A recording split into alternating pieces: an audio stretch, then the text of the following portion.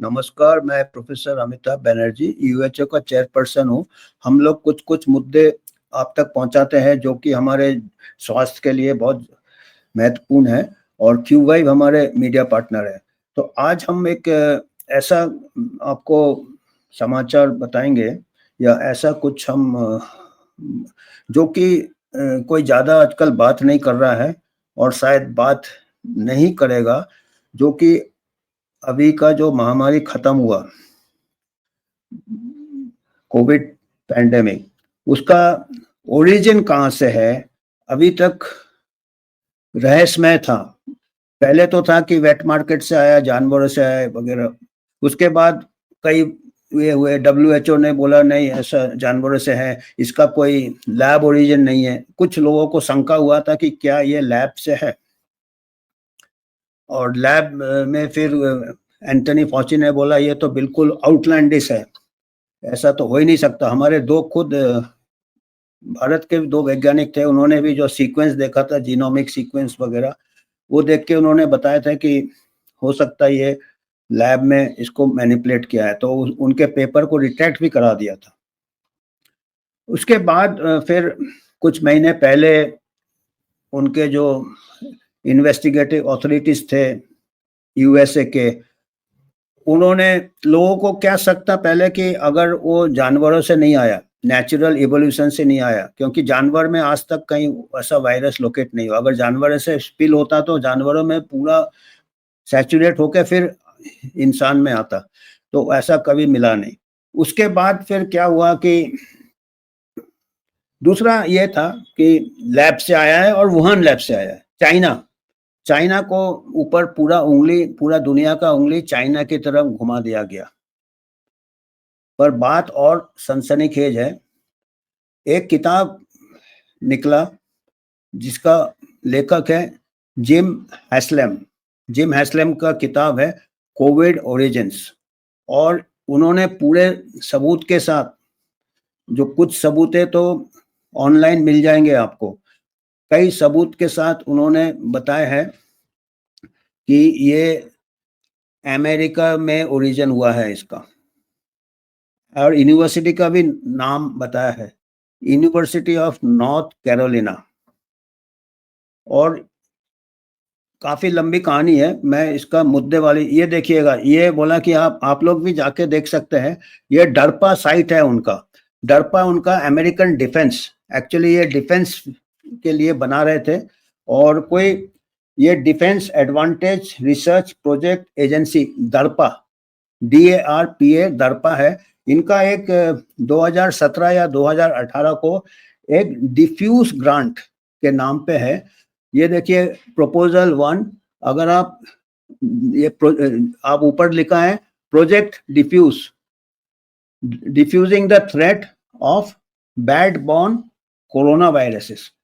Diffuse मतलब fuse निकालना, जिसमें कि आग ना लग जाए। तो ये डिफ्यूज प्रोजेक्ट एक प्रपोजल था, डिफेंस प्रोजेक्ट था, ये अमेरिकन आर्म फोर्सेस का था कि इनके ट्रूप्स हर जगह डिप्लॉय होते, आपके साउथ एशिया कंट्री में इधर उधर इनके ट्रूप डिप्लॉय होते, और ये they should not have the risk, इनको एक रिस्क नहीं होना चाहिए कि जो चमगीदड़ होते हैं बैट, ये दाहिने तरफ बैट बना हुए है, तो ये बैट वायरसेस, तो ये एक वैक्सीन का ये कर रहे थे, शोध कर रहे थे बैट के लिए, चमगीदड़ के लिए। चमगीदड़ में बहुत वायरसेस होते हैं, कोरोना वायरसेस होते हैं, ये होते हैं, वो बैट वायरस। वो पहला वाला फिर से दिखाइए स्लाइड हर्ट्स पहला। हाँ, इसमें देखिएगा, इसमें पूरे जो ऑर्गेनाइजेशन है जो रिसर्च करेंगे उनके नाम भी दिए हैं आपको, देखेंगे पहले है आपका यूनिवर्सिटी ऑफ नॉर्थ कैरोलिना, फिर और भी कई यूनिवर्सिटीज हैं। तो ये इनका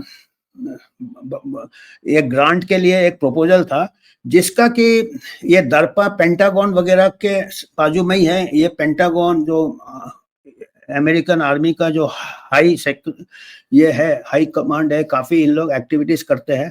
तो इनमें यूनिवर्सिटी ऑफ नॉर्थ कैरोलिना में एक प्रोफेसर है जो कि नंबर 1 रिसर्चर है कोरोना वायरसेस में, उनका नाम है राल्फ एस बारिक, BARIC, रैल्फ बैरिक। उनके पास कैपेसिटी है, उन्होंने ये लीडिंग रिसर्चर है, इनके पास $1 मिलियन का लैब है, यूनिवर्सिटी ऑफ नॉर्थ कैरोलिना में है। His lab uses corona virus as models to study genetics of RNA virus. ये इतना ही दिया है इनके इसमें, पर ये और गहरा है। इनके पास ऐसे कैपेबिलिटी है, इतने लीडिंग रिसर्चर है कि ये कोई इनको अगर डिजिटल कोड भी कोई दे दे, उससे ये जरूरी नहीं है एग्जिस्टिंग वायरस को मॉडिफाई करे, ये एक वायरस बना सकते हैं अपने लैब में। ये जिम हैस्लम के किताब में है। ये बहुत, ये इनका जो है जिम हैस्लम का किताब में है कि ये वायरसेस बना सकते हैं। और ये इन्होंने जो इस प्रोजेक्ट में इनका नाम भी है। और पीटर डजक, इको हेल्थ, आपने नाम सुना होगा, इको हेल्थ का नाम सुना होगा, पीटर डजक का नाम सुना होगा। जब एंथोनी फॉची को पूछा जा रहा था कि आप अपने NIH के फंड्स और ये सब रिसर्च कैसे हो रहे हैं, नेशनल इंस्टीट्यूट ऑफ हेल्थ और NIAID, national institute of allergy and infectious diseases, ये एंथोनी फॉची इसके ये थे। तो ये फंड्स इसके लिए जा रहे थे for research for making vaccines. चमगीदड़ के लिए वैक्सीन बना रहे थे, ह्यूमन वैक्सीन है, चमगीदड़ के लिए वैक्सीन बना रहे थे। और इनका ये था कि ये वैक्सीन को बना, ये एक कोरोना वायरस से मिलता जुलता एक बहुत माइल्ड ये बनाएंगे। इनका कोई ऐसा नहीं था कि इनका जो नियत खराब था, ये नहीं है कि ये कोई दूसरे को नुकसान पहुंचाने के लिए कोई बायो वेपन बना रहे थे, क्योंकि ये राल्फ बैरिक का ऐसा नहीं है। ये बहुत कहते हैं कि ऑनेस्ट साइंटिस्ट है, और ये ऑनेस्टली बना रहे थे कि हमारे जो ट्रूप्स हैं, हमारा मिलिट्री एडवर्स कंडीशन में रहते हैं, फॉरेस्ट में रहते हैं, ये रहते हैं, वो बैट, तो अभी ये सबका उंगली इसी की तरफ था और यहीं आके खत्म कर दिया कि ये मोस्ट प्रोबेबल ये है कि ये वुहान, हर जगह वुहान लैब आता है। तो वुहान कनेक्शन भी आता है, पर वुहान का जो चाइनीज कनेक्शन नहीं है। ये जिम हैस्लम के किताब में, ये अमेरिकन है, पूरा अमेरिकन एक्सपेरिमेंटेशन था। ये बैट के लिए वायरस बना भी लिया था इन्होंने, सीक्वेंसिंग किया था, और सीक्वेंसिंग करने के बाद लैब में जो राल्फ बैरिक ने जो वायरस बनाया अपने यूनिवर्सिटी ऑफ नॉर्थ कैरोलिना में, उसको अभी टेस्ट करना था। और उन्होंने इतना सफाई है उनके काम में, मैं ज़्यादा टेक्निकल डिटेल में नहीं जाऊंगा। कहीं क्लीवेज होता, वहाँ पे कुछ अमाइनो एसिड सीक्वेंस होता, वहाँ पे कुछ उन्होंने उसको ऐसे करके बनाया था कि अगर आप कुछ लैब में बनाते हो या लैब में कोई चीज़ को इंजीनियर करते हो, ये नंबर 1 जेनेटिक इंजीनियर वर्ल्ड के माने जाते हैं कोरोना वायरस में। इनका बहुत इनका अनुभव है। तो इन्होंने इतना सफाई से इसको वायरस को बनाया था कि जहां जहां आप क्लीवेज में कुछ दूसरा इंसर्ट करते हो, एक तो जो सीक्वेंस था वो PRRA कुछ कहते हैं वो, कि नॉर्मल लगे, उसको नहीं छेड़ के उसके बाजू वाले को छेड़ के, और उसमें जो स्कार है, उसमें कोई निशानी है, उसको भी उन्होंने स्मूथ कर दिया था कि किसी को लगे नहीं कि इसमें छेड़छाड़ किया है।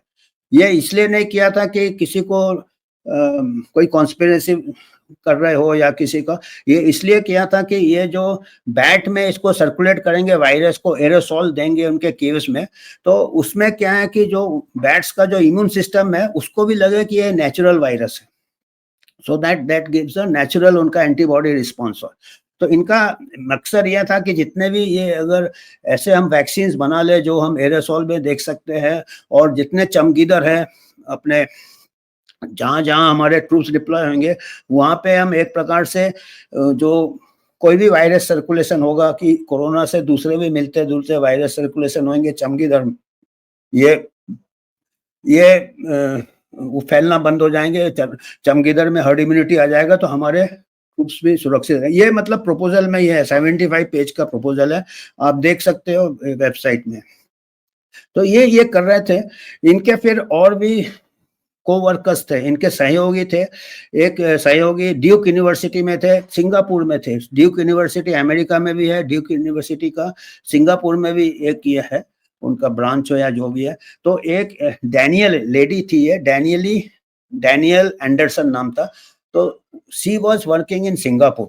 तो ये इनके सहयोगी थे। तो इन्होंने दर्पा प्रोजेक्ट का जो प्रपोजल दिया था, इनको डायरेक्ट फंडिंग नहीं मिला, पर इनडायरेक्टली इन्होंने फंडिंग यूज किया।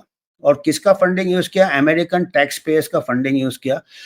ये वायरस इन्होंने डेवलप किया, रैल्फ एस बैरिक ने, और इन्होंने फिर कोई रॉकी माउंटेन लैब है मोंटाना में, अमेरिका में, वहाँ शायद कुछ केव्स वगैरह है, वहाँ पे उन्होंने बैट्स में ट्राई किया था। ये अपने यूनिवर्सिटी ऑफ नॉर्थ कैरोलिना में इन्होंने बनाए वायरस को, फिर वहाँ पे ट्राई किया था, पर वहाँ पे वो सक्सेसफुल नहीं रहे, वो ट्रांसमिशन नहीं हुआ। फिर उन्होंने उनके जो कोवर्कर थे डीक यूनिवर्सिटी सिंगापुर, डैनियल एंडरसन, उनको फिर उन्होंने ये भेजे, सैंपल्स भेजे, ये भेजे, और उन्होंने जो डैनियल एंडरसन था उनका वुहान लैब के साथ भी कोलैबोरेशन था। तो उन्होंने वुहान लैब से में उन्होंने कोशिश किया कि उसको लैब में बैट्स में ट्रांसमिट करके देखें। और अभी जो लोगों को जो अटेंशन डाइवर्ट किया जाता था, वो कहते थे कि चाइनीज एक लेडी है टी सिंगली, उसका नाम बैट वुमेन ही डाल दिया था, कि वो कोई रिसर्च कर रही थी और वो माइस में कर रही थी, काय में कर रही थी, उससे ये हो गया। वो गलत है, क्योंकि जो सी सिंगली है उसके पास इतना कैपेबिलिटी नहीं था जो कि बैरिक के पास था। जो अमेरिकन साइंटिस्ट जो यूनिवर्सिटी ऑफ नॉर्थ कैरोलिना में काम कर रहे थे, उनका एक्सपर्टीज ये जो चाइनीज जो साइंटिस्ट थी बैट वुमेन, उसके पास नहीं था। उसके पास उतना लैब भी नहीं था, सिक्योरिटी लैब BSL-2 ही था। जबकि ये जो दूसरी लेडी थी, इनके जो कोलैबोरेटर थी डैनियल एंडरसन, जो सिंगापुर में थी, उसका वुहान में भी लैब था, वुहान के साथ उनका कोलैबोरेशन था, वुहान रिसर्च कोलैबोरेशन था, और उसका लैब 5-10 किलोमीटर ये वुहान लैब से दूर था। वहां पे उसके पास बहुत हाई सिक्योरिटी था। BSL-4 में यह जो एंडरसन लेडी थी, सिंगापुर से अमेरिकन होगी शायद, अमेरिकन थी ये, ओनली वेस्टर्नर इन वुहान लैब, ये जिम एस्लम के इसमें दिया है कि ये ओनली वेस्टर्न, उसके पास BSL-4 सिक्योरिटी था, सेफ्टी था, जो कि स्पेस सूट में जैसे जाते हैं, वहां पे they were doing experiment for transmission to bats, वो इसके लिए कर रहे थे। और वहां से फिर कोई शायद एक्सीडेंट हो गया हो, और ये वायरस बहुत माइल्ड था, इसीलिए बैरिक ने इसको माइल्ड ही बनाया था। इसका जो मैंने कई बार बताया है, इसका जो हेल्दी पर्सन में मृत्यु दर इसका 0.00, 0.05, 0.03 से 0.07, 69 ईयर्स एज तक था। खाली एल्डरली को it was acting like that. तो आइडिया इनका वैक्सीन वायरस बनाने का था, और वैक्सीन माइल्ड ही होता है, बैट्स को मारने का नहीं था, क्योंकि ये वायरस को फैलाना था बैट्स में, तो बैट्स में फैलाना था, पर वो इतना कामयाब नहीं हुए और लैब में एक्सपेरिमेंट कर रहे थे। अब इतना मेरे को जो जिम हैस्लम के ये एक इंटरव्यू भी है, उसमें मैंने थोड़ा बहुत इसको सिंप्लीफाई करके बताया। उसके बाद क्या हुआ था कि फिर शायद आउट ऑफ कंट्रोल चला गया हो, और ये उसके बाद दूसरे एक साइंटिस्ट थे, अमेरिकन ही थे, क्रिस एंडरसन, उनको शायद मालूम नहीं होगा ये सब हो रहा था, तो उनको शक लगा कि ये जो उन्होंने जब अध्ययन किया इस वायरस का, वो भी लीडिंग वायरस है, उनको लगा कि ये नेचुरल नहीं लग रहा।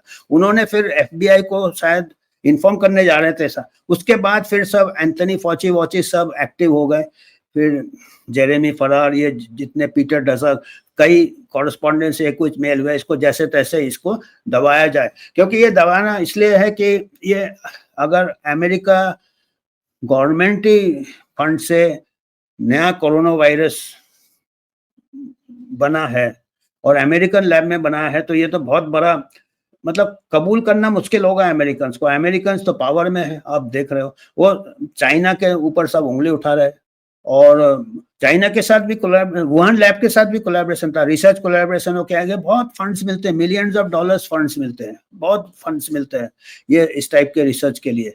डिफेंस रिसर्च है, अनलिमिटेड फंड्स, और अमेरिकन टैक्स पेयर का है। तो इसको मतलब ये वाला हम देख रहे हैं कि बहुत कम इसके ऊपर बात होता है, और हमको ठोस सबूत हमारे हाथ में आए। और जिम हैस्लम का किताब है, आप लोग सर्च कर सकते हैं, हम उसका इंटरव्यू का लिंक भी इसमें डाल देंगे, आप लोग उसका 1.5 घंटे का इंटरव्यू है, और एक जो एंकर है उसने अच्छे से समझा है, अंग्रेजी में है पर समझ जाएंगे ये।